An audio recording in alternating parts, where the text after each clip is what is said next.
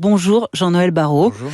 D'abord, vendredi soir, des millions de Français ont vu le président des États-Unis marteler en vociférant « Vous jouez avec la Troisième Guerre mondiale ».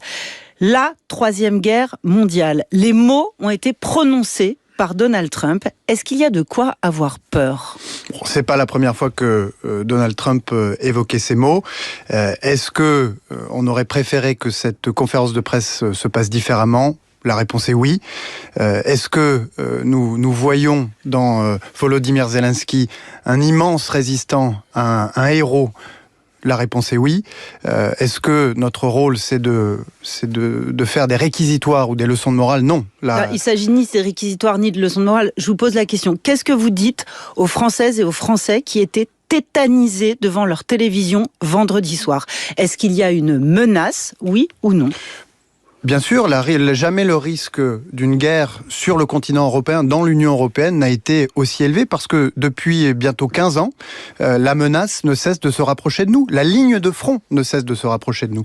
Et c'est pourquoi la France, le président de la République, dit depuis 7 ans maintenant que nous devons relever notre défense pour dissuader la menace. Ce à quoi nous assistons aujourd'hui, ce à quoi nous avons assisté hier à Londres, c'est le réveil de toute une partie des Européens qui refusaient de voir la réalité des choses. Et est-ce qu'on assiste aussi à un rapprochement spectaculaire des États-Unis de Donald Trump avec la Russie cette nuit, le secrétaire à la défense américain dit que les États-Unis vont cesser toute offensive, toute cyber-offensive, toute attaque numérique contre la Russie. Les États-Unis ont choisi d'engager un dialogue avec la Russie de Vladimir Poutine pour l'amener à la table des négociations et mettre fin à la guerre en Ukraine. Nous avons toujours dit que le dialogue, on a essayé, ça n'a pas produit tous les effets qu'on pouvait escompter, qu'il fallait amener Vladimir Poutine à la négociation par la pression. C'est la stratégie que nous continuons à mener ici en Europe. Et nous les Européens, pas les Américains, manifestement. Quant à cette décision, il est vrai que j'ai un peu de mal à la comprendre puisque s'agissant des attaques cyber, l'Europe, les pays de l'Union européenne sont constamment attaqués par la Russie sous cette forme-là. C'est ça, c'est-à-dire qu'on ne peut plus compter sur les Américains pour nous défendre sous cette forme-là, comme vous dites ? Je crois que c'est l'intérêt des États-Unis, c'est même la destination naturelle des États-Unis que de se trouver dans le camp de l'Ukraine.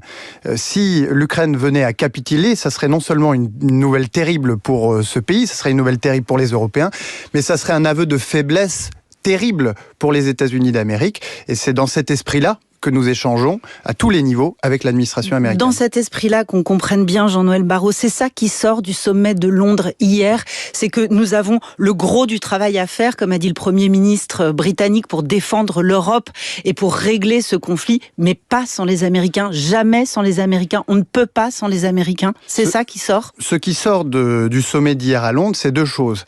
À court terme, et pour mettre fin à la guerre d'agression russe en Ukraine, nous voulons que les États-Unis, par la pression, puissent faire venir Vladimir Poutine à la table des négociations et accepter de mettre fin, une bonne fois pour toutes, à ces ambitions impérialistes qui ont déplacé la ligne de front de plus en plus proche de chez nous.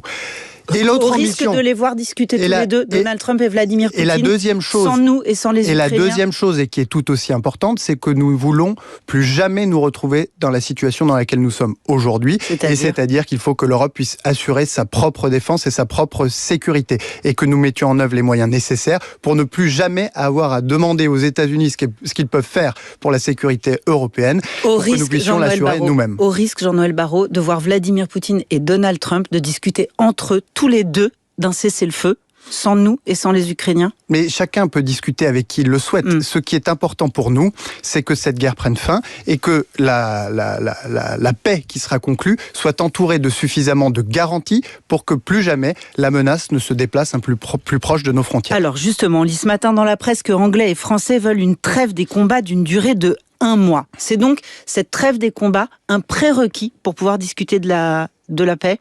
C'est un prérequis car cette trêve dans les airs, sur les mers et sur les infrastructures énergétiques permettra d'attester et pas sur la terre. D'attester de la bonne foi de Vladimir Poutine au moment où il s'engagera dans cette trêve. Et c'est alors que commenceront les vraies négociations pour la paix, parce que nous voulons la paix, mais nous voulons une paix solide et une paix durable.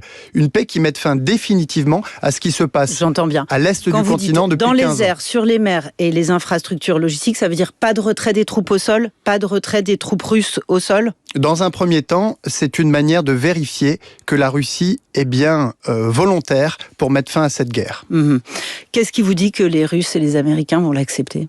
Ce plan français et anglais? Parce que lors des échanges que nous avons eus lundi dernier, il y a une semaine jour pour jour avec le président Donald Trump et son équipe, c'est dans cet esprit-là qu'il réfléchissait à la résolution de la crise. Il est prévu qu'Emmanuel Macron retourne à Washington pour en reparler. Ce n'est pas prévu à ce jour, et les contacts entre Emmanuel Macron et Donald Trump sont très fréquents. Alors, quand Emmanuel Macron et Keir Starmer, le Premier ministre britannique, parlent d'envoyer des soldats en Ukraine dans un second temps, une fois que cette trêve aura été obtenue.